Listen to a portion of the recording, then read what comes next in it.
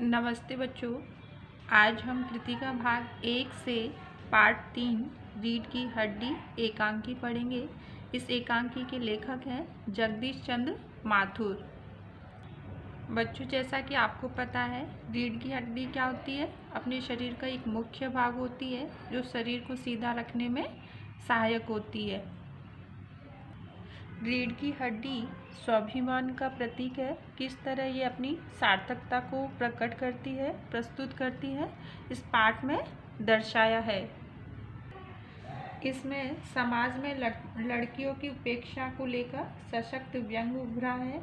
एकांकी के प्रमुख पात्र हैं उमा है, जो कि बीए पास एक चरित्रशील लड़की है, और रामस्वरूप उमा के पिता हैं, जो मध्यवर्गीय व्यक्ति हैं। प्रेमा उमा की माता है।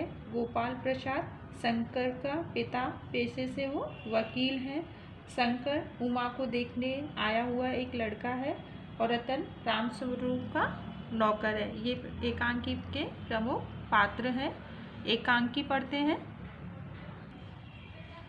मामूली तरह से सजा हुआ एक कमरा, अंदर के दरवाजे से आते हुए जिन महाशय की पीठ नजर आ रही है, वे अधेड़ उम्र के मालूम होते हैं। अधेड़ उम्र यानी 40-50 वर्ष की उम्र होगी उनकी। एक तख्त के पकड़े हुए पीछे की ओर चलते चलते कमरे में आते हैं। तख्त का दूसरा सिरा उनके नौकर ने पकड़ रखा है। बाबूजी कहते हैं, अबे धीरे धीरे चल, अब तख्त को उधर मोड़ दे, उधर बस। नौकर, बिछा दूँ साहब। बाबू जरा तेज आवाज़ में, और क्या करेगा, परमात्मा का यह अकल बढ़ रही थी तो तू देर से पहुंचा था। क्या बिछा दूँ साहब? और यह पसीना किस लिए बहा है? यानी इस तरह के माहौल को देख के ऐसा लगता है कि वो किसी प्रयोजन के लिए घर में तैयारी कर रहे हैं। वो बेड को बिछा रहे हैं, जैसे कि कोई आने वाला है। और वो आने वाला कौन है? उमा को देखने वाले लड़के वाले। और नौकर तभी हंसता है। और बाबूजी क्या कहते हैं, हंसता क्यों है? अबे हमने भी जवानी में कसरतें की हैं, कलसों से नहाता था लोटों की तरह। यह तख्त क्या चीज़ है, उसे सीधा कर यूँ, हाँ बस। और सुन, बहूजी से दरी मांग ला, इसके ऊपर बिछाने के लिए चद्दर भी। कल जो धोबी के यहाँ से आई थी, वही नौकर जाता है। बाबू साहब इस बीच में मेजपोश ठीक करते हैं। मेजपोश यानी टेबल पर जो बिछाने वाला कपड़ा है। वह झाड़न से गुलदस्ते को साफ करते हैं। कुर्सियाँ पर भी 2-4 हाथ लगाते हैं। सहसा घर की मालकिन प्रेमा आती है। गंदुमी रंग, छोटा कद। गंदुमी रंग यानी उसका गेहुआ रंग। चेहरे और आवाज़ से जाहिर होता है कि किसी काम में बहुत व्यस्त है। उनके पीछे पीछे भीगी बिल्ली की तरह नौकर आ रहा है। भीगी बिल्ली क्या है? एक मुहावरा है। क्या अर्थ है इसका? डरा हुआ सा। खाली हाथ बाबू साहब दोनों तरफ देखने लगते हैं। प्रेमा क्या कहती है? मैं कहती हूँ कि तुम्हें इस वक्त धोती की क्या ज़रूरत पड़ गई, एक तो वैसे ही जल्दी जल्दी में। रामस्वरूप, धोती? प्रेमा, हाँ, अभी तो बदल कर आए हो, और फिर न जाने किस लिए। रामस्वरूप, लेकिन तुमसे धोती मांगी किसने? प्रेमा, यही तो कह रहा था रतन। क्यों बे रतन, तेरे कानों में डांट लगी है क्या? डांट लगी यानी ढक्कन लगा हुआ है क्या, उसे सुनाई नहीं देता? मैंने कहा था धोबी के यहाँ से जो चद्दर आई है उसे मांग ला। अब तेरे लिए दूसरा दिमाग कहाँ से लाऊं, उल्लू कहीं का। अच्छा, जब पूजा वाली कोठरी में लकड़ी के बक्स के ऊपर धुले हुए कपड़े रखे हैं ना, उन्हीं में से एक चद्दर उठा ला। रतन, और दरी यहीं तो रखी थी कोने में, वह पड़ी तो है। रामस्वरूप दरी उठाते हुए, और बीबी जी के कमरे में हारमोनियम उठा ला, और सितार भी, जल्दी जा। रतन जाता है। पति पत्नी तख्त पर दरी बिछाते हैं। तभी प्रेमा क्या कहती है, लेकिन वह तुम्हारी लाडली बेटी तो मुंह फुलाए पड़ी है। मुंह फुलाए पड़ी है यानी गुस्से में बैठी है। रामस्वरूप क्या कहते हैं, मुंह फुलाए और तुम उसकी माँ किस मर्ज की दवा हो।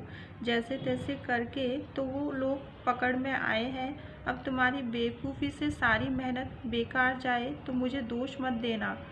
यानी रामस्वरूप कहते हैं कि उसके लिए रिश्ता बड़ी मुश्किल से मिला है, अगर ये हाथ से चला जाए तो उसे दोष मुझे मत देना। तभी प्रेमा क्या कहती है, तो मैं ही क्या करूं, सारे जतन करके तो हार गई। तुम्ही ने उसे पढ़ा लिखा कर इतना सिर चढ़ा रखा है। मेरी समझ में तो यह पढ़ाई लिखाई के जंजाल आते नहीं। जंजाल यानी मुसीबतें या झंझट। अपना ज़माना अच्छा था, आई पढ़ ली, गिनती सीख ली और बहुत हुआ तो स्त्री सुबोधनी पढ़ ली। सच पूछो तो स्त्री सुबोधनी में ऐसी ऐसी बातें लिखी हैं, ऐसी बातें कि क्या तुम्हारी बीए एमए की पढ़ाई होंगी। और आजकल के तो लक्षण ही अनोखे हैं। लक्षण यानी लक्षण या इसको संकेत। रामस्वरूप, ग्रामोफोन बजा होता है ना। प्रेमा, क्यों? दो तरह का होता है, एक तो आदमी का बनाया हुआ, उसे एक बार चलाकर जब चाहे जब रोक लो, तो दूसरा परमात्मा का बनाया हुआ, रिकॉर्ड कर एक बार चढ़ा तो रुकने का नाम ही नहीं। यानी रामस्वरूप क्या कह रहे हैं कि जो ग्रामोफोन होता है आदमी द्वारा बनाया हुआ, उसे तो हम बंद कर सकते हैं, मगर तुम तो परमात्मा द्वारा बनाया हुआ ग्रामोफोन है, जो एक बार चलने लगा तो वह रुकने का नाम ही नहीं लेता। तभी प्रेमा क्या कहती है, हटो भी, तुम्हें ठटोली ही सूझती रहती है। यह तो होता ही नहीं कि उस अपनी उमा को राह पर लाते। अब देर ही कितनी रही है उन लोगों के आने में। रामस्वरूप, तो हुआ क्या? प्रेमा, तुम्ही ने तो कहा था कि जरा ठीक ठाक करके नीचे लाना।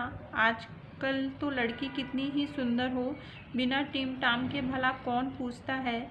इसी मारे मैंने तो पाउडर वाउडर उसके सामने रखा था, पर उसे तो इन चीज़ों से ना जाने किस जन्म की नफरत है। मेरा कहना था कि आंचल में मुंह लपेट कर लेट गई।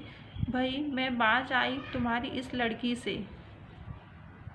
यानी आजकल के ज़माने में क्या होता है कि लड़कियों की पढ़ाई लिखाई, उसके काम नज़र नहीं आते, उसकी सुंदरता को ज़्यादा महत्व दिया जाता है। रामस्वरूप, ना जाने कैसा इसका दिमाग है, वरना आजकल की लड़कियों के सहारे तो पाउडर का कारोबार चलता है। प्रेमा, अरे मैंने तो पहले ही कहा था एंट्रेंस के पास करा लेते, लड़की अपना हाथ में रहती यानी अपने कंट्रोल में रहती, अपने नियंत्रण में रहती तो और इतनी परेशानी ना उठानी पड़ती। पर तुम तो रामस्वरूप बात काटकर चुप दरवाजे में झांकते हुए, तुम्हें कतई अपनी जबान पर काबू नहीं है। कल ही यह बता दिया था कि उन सब लोगों के सामने जिक्र और ढंग से होगा, मगर तुम तो अभी से सब कुछ उगले देती हो।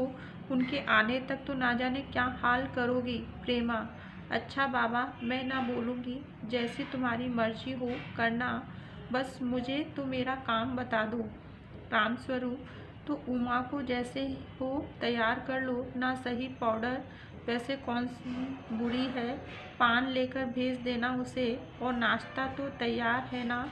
रतन का आना आ गया। रतन, इधर ला, इधर बाजा नीचे रख दे, चद्दर खोल, पकड़ तो जरा उधर से।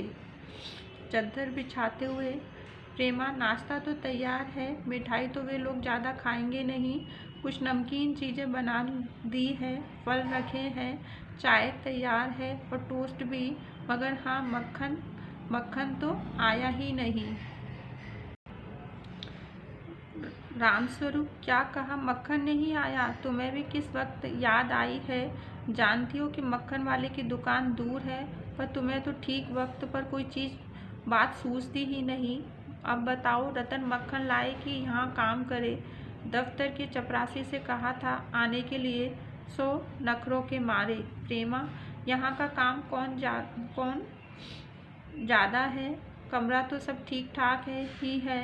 बाजा सितार आ ही गया। नाश्ता यहाँ बराबर वाले कमरे में ट्रे में रखा हुआ है तो तुम्हें पकड़ा दूंगी। एक आध चीज़ खुद ले आना। इतनी देर में रतन मक्खन ले ही आएगा, 2 आदमी ही तो हैं।